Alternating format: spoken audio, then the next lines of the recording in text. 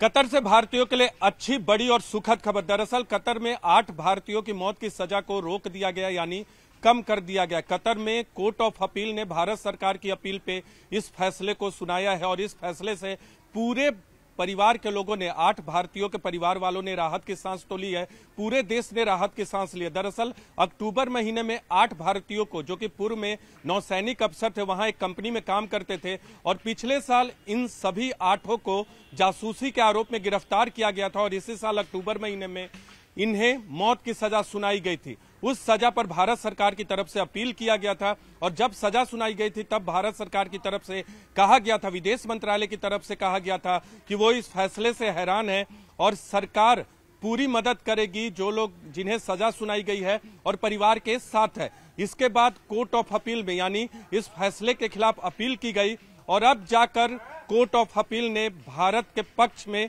फैसला सुनाया है। उनकी सजा को, जो 8 भारतीय थे, वहां एक कंपनी में काम करते थे, पूर्व में नौसैनिक अफसर थे, उनकी मौत की सजा पर रोक लगा दी गई है, यानी अब उन्हें फांसी की सजा नहीं होगी। दरअसल विदेश मंत्रालय की तरफ से इस पूरे मामले में एक बयान जारी किया गया जिसमें कहा गया कि दहरा ग्लोबल मामले में, जिस कंपनी में काम करते थे उसका नाम था दहरा ग्लोबल, उस मामले में कहा है विदेश मंत्रालय ने कि इस मामले में कतर की अपील अदालत कि आज के फैसले पे विदेश मंत्रालय ने गौर किया, जिसमें सजाएं कम कर दी गई हैं। मौत की सजा सभी को सुनाई गई थी और मौत की सजा पर रोक लगा दी गई, यानी कम कर दी गई है।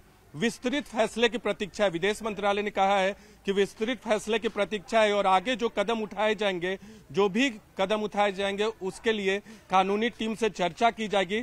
साथ साथ परिवार के सदस्यों के साथ निकट संपर्क में भी विदेश मंत्रालय और भारतीय दूतावास कतर में जो है वो है।